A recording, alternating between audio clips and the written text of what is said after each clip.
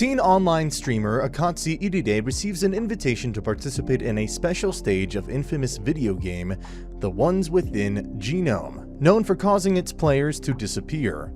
He's suddenly transported to a remote forest, alongside fellow players Karin Sarayashiki and Kaikoku Onikasaki. While searching for a way out, they are suddenly pursued by an enormous panda, which Akatsuki manages to befriend due to his friendly nature and convince it to leave peacefully, much to the amusement of the game master Paka, a mysterious man in a suit with an alpaca mask. They are subsequently brought to the Genome Tower and introduced to 5 other participants: Anya Kuro, Zakuro Oshigiri, Himiki Inaba, Yuzu Romari, and Makino Aikawa.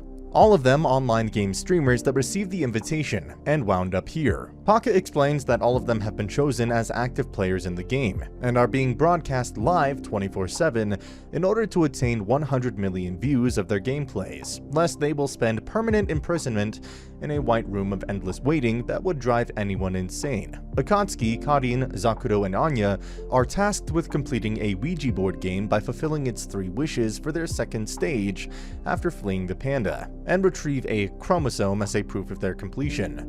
The first is for water, the second is for a friend, which Akatsuki offers to be, and the final wish is him. The Ouija board attempts to kill him, first by dragging him down the window, where he's saved by the panda, and then setting the building on fire. Akatsuki promises instead to come find her after clearing the game, and escapes with a few minor burns. For the third stage, Paka introduces them to a nurturing dating simulation game, to raise an attractive girl from an egg to be the flawless lady, Murasaki, to capture the heart of the school's prince, Hikaru Genji. At the same time, he allows everyone to go freely as they please within the district, Avenue 13, except for floor 51 and above of the Genome Tower, as trespassers will be punished. Himiko, Makino, Akatsuki, and Anya are nominated to participate in this game. The first trial involves hatching and incubating the egg for an hour, at a temperature of at least 38 degrees Celsius and appropriate humidity, which Himiko performs with ease and dedication. As the girl hatched will be determined by the breeder's preferences, Himiko urges everyone to envision their ideal type of girl.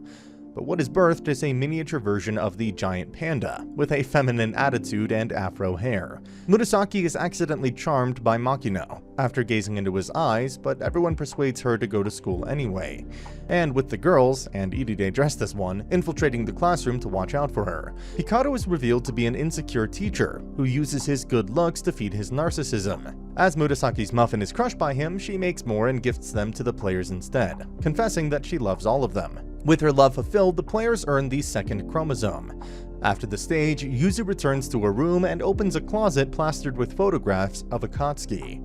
Kaikoku and Zakuro reveal that while other players are playing stage 3, the 2 of them snuck to floor 51 after discovering that the entire city was completely vacant, save for the players. However, as they were found out, Paka sets an S-level difficulty stage for them to conquer next as punishment, called Exterminate the Mimicry Man-Eaters, and sealing them within the Genome Tower. As the first Mimicry Man-Eater appears in their room, it splits the group in 2, with plans to regroup and meet at the basement food storage room.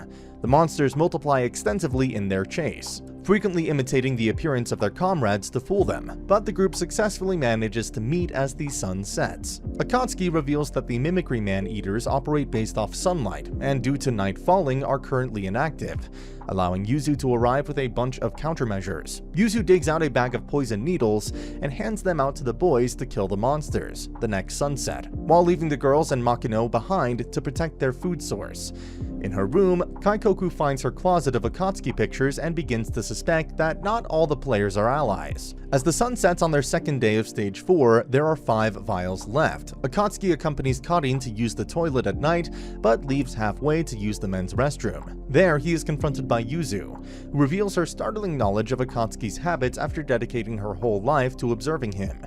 She identifies him as the control of the Mimicry Man-Eaters and kills him. After the stage is cleared, the real Akatsuki, having learned about Anya's sleep disorder, causes periods of insomnia until he collapses from exhaustion, gets a bottle of sleeping pills from Paka, only for Anya to punch him in the face, feeling as though he's a burden and unused to being helped. The two make up soon after, with Anya indirectly apologizing and confessing that he wasn't really angry but grateful. The players proceed to stage 5, which takes place in Kakuryō, the land of the demons. Paka tasks them with saving the girls kidnapped by a race of invincible Oni. The players visit the village elder, Kihachi, and his granddaughter, Kika, who give Yuzu the idea of having Makino and Akatsuki pose as female sacrifices, relying on the power of Makino's eyes to charm anyone regardless of gender. However, the plan goes awry when Makino falls asleep and Karin is kidnapped instead by Kika and the Elder, revealed to be the Oni themselves. As Karin is captured, Akatsuki negotiates with the Elder and offers to go with him willingly, and should he be unwanted, Kika is free to dispose of him. As the other players lament their situation, Yuzu reveals that she placed the transmitter in the Akatsuki's lanyard, and promises to track them down and save everyone. A flashback shows that Kaikoku was treated like a tool by his grandfather back at the Onigasaki house due to being the next heir, causing him to rebel and run away from home. In the present, Iride and Karin are held in a cage at the Oni's mansion. Iride manages to slip through the bars, but Karin is left behind and turned into one of Kika's maids for her life-size dollhouse named Veronica. He crawls through the ceiling vents and manages to meet with Zakuru and Kaikoku, who have come for the kidnapped girls and Karin. The three split up to the three towers of the mansion to find the trapped girls, which Iride discovers first and heads back into the room he was initially caught to find the key. However, he is severely injured by Kihachi until Paka arrives to stop him, reminding Kihachi of his existence as a mere game character, and stressing Iride's importance to the game, although this is unexplained. Iride offers to be friends with Paka and escape this place with him, but Paka rejects him, saying that he is bound to a promise and causing Iride to cry. Meanwhile, Zakuro finds a player bracelet with his twin sister, Sakura's name on it, causing him to go into a panic. The three boys meet up back at the underground dungeon to free the captured girls and Karin. As Kika appears, Zakuro attempts to question her, but she lies that she got rid of Sakura, causing him to go into a rage until Kaikoku steps in and threatens Kika.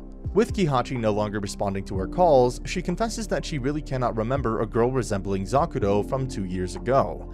As Kaikoku leaves, however, she taunts him for being jealous of her close relationship with her grandfather. Meanwhile, back at the Genome Tower, Yuzu watches footage of Iride's every move from a POC camera. Stage 6 moves to the isolated ruins of Karakara Desert, where a girl and boy must proceed through the dungeon to retrieve the 5th chromosome from the Guardian of the Temple. However, the catch is that players must not lie no matter what. By drawing lots, Anya and Himiko are chosen, much to her fear and terror. As they make their way through the ruins, Himiko tries to strike up conversation, asking him if he's been sleeping well and taking his medicine properly, but Anya lies to her. This causes mummies to emerge and attack them. Himiko uses her flash grenades to break through as Anya fends off the remaining mummies with a steel pipe, emerging into a crumbling bridge. However, one grabs the motorcycle helmet Anya has on his neck, nearly strangling him until he unclips the helmet and defeats the mummy. Himiko makes a grab for it, and Anya tries to pull her up, but the two fall down into the abyss when the bridge crumbles. Outside the temple, the rest of the members relax with cool drinks due to the heat and having nothing to do, wherein Pocket reveals that he suffered from burns all over his body years ago, hence he cannot expose any skin. Hidden in the trees away from the others, Kaikoku confides in Zakuro about his suspicions regarding Iride and Yuzu. Zakuro is further shaken when Paka warns him how Kaikoku is first in line for the White Room. In the abyss, Anya wakes up from a dream when his oldest brother, Kenya, died in a car accident after going out to buy ice cream for him. The two unexpectedly find the Guardian, an alpaca design carved into the wall, who requests that they answer 3 questions without lying. It begins with their first love, and is followed by 5 good things about the person they rely on the most, Iride, which the Guardian has manifested through a slime medium. The final question, confession, asks them to name their sin, to which Himiko admits that she killed her older brother. Later, Iride muses how he wants to collect all the chromosomes, and Yuzu tells him that this dungeon is unsuitable for him. Anya recalls Himiko explaining how her parents attempted to protect her and gave up her brother for adoption.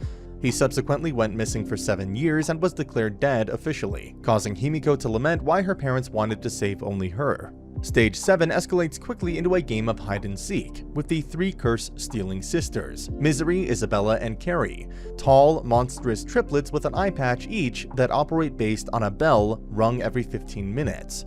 Paka limits the game area to their unlocked rooms and corridors of floor 6, and explains the rules.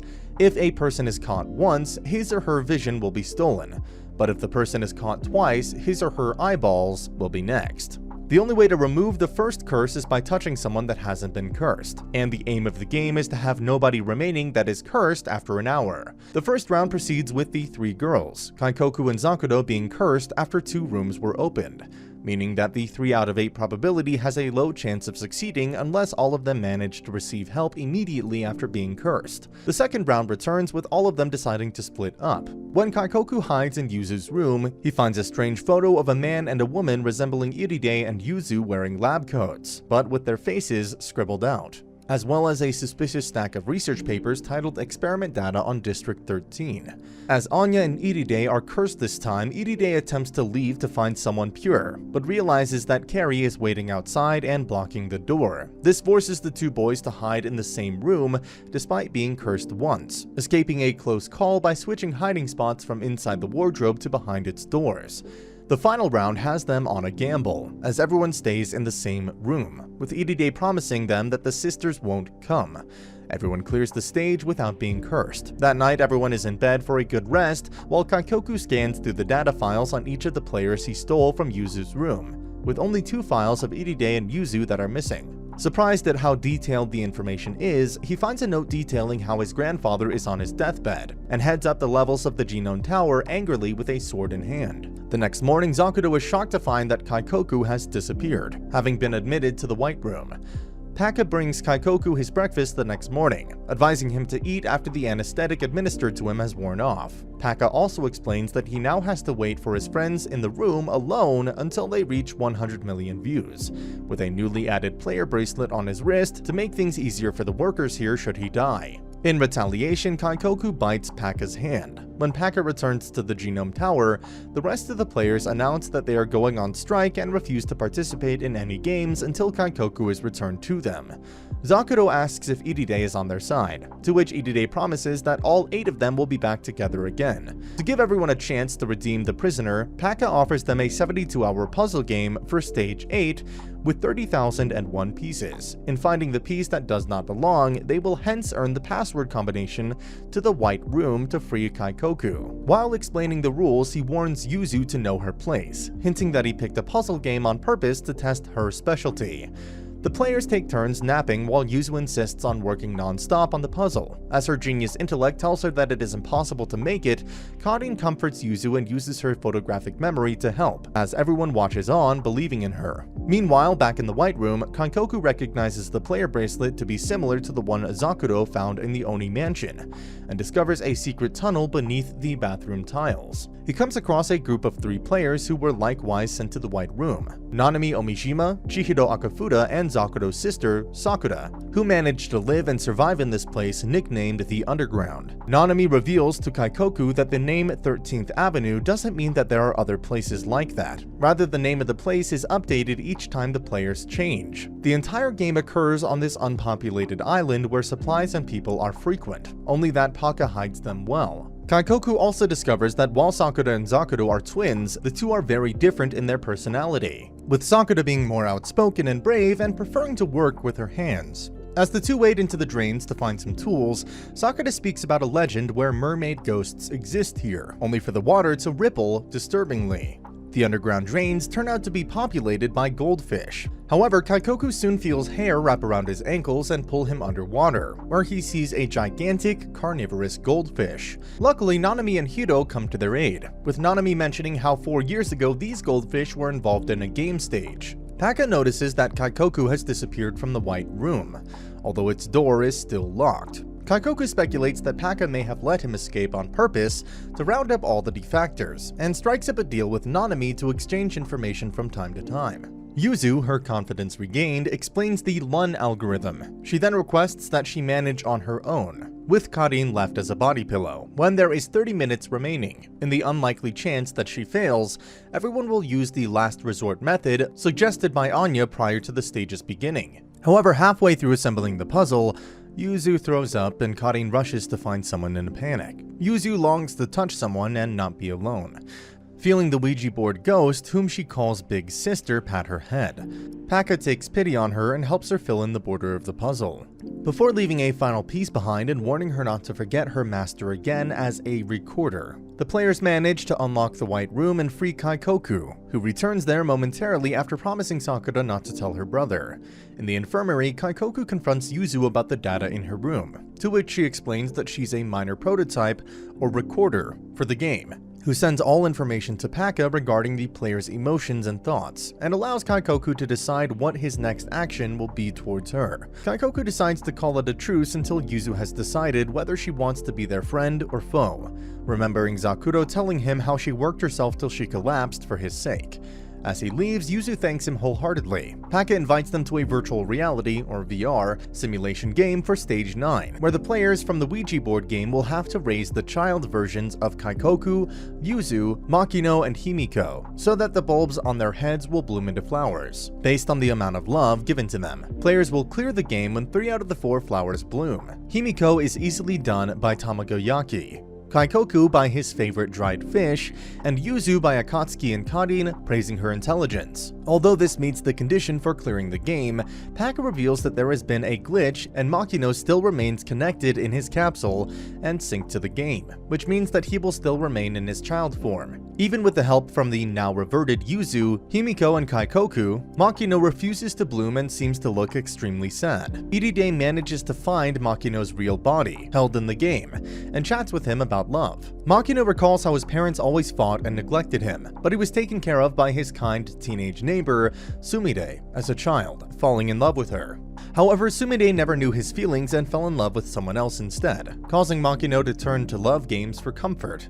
Iride confesses how his mother isn't actually related to him, but despite that he still loves her, and advises Makino to move on even though his love interest isn't looking at him. Child Makino blooms, with further prompting from Zakuro, who asks to call him by his first name, into a hilarious afro head flower. As everyone laughs, Paka looks over the game monitors and warns that the real fun is about to begin. Everyone speculates whether Makino has a girlfriend and his actual age, with Iride being the only one guessing that he is older than him.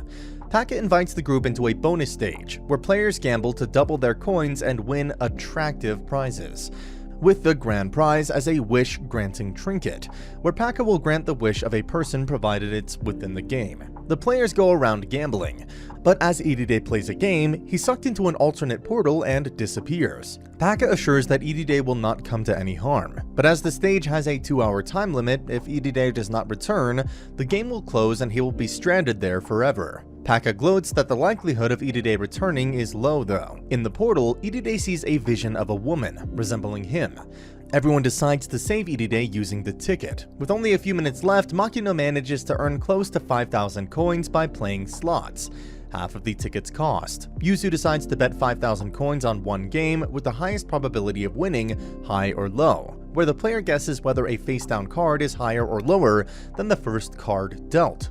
As Paka deals an 8, which is the midpoint value of the deck, everyone is stuck in a dilemma until they recall Iride's firm conviction that Makino's girlfriend is older than him, and how his predictions have always been correct, and filled with conviction despite the odds, managing to win and save him. In a pre-credit scene, the woman from Iride's vision, his adoptive mother, assures a dark-haired man that her condition is stable in the Iride household. He walks out to a car where Karin's detective brother and Anya's brother Shinya await.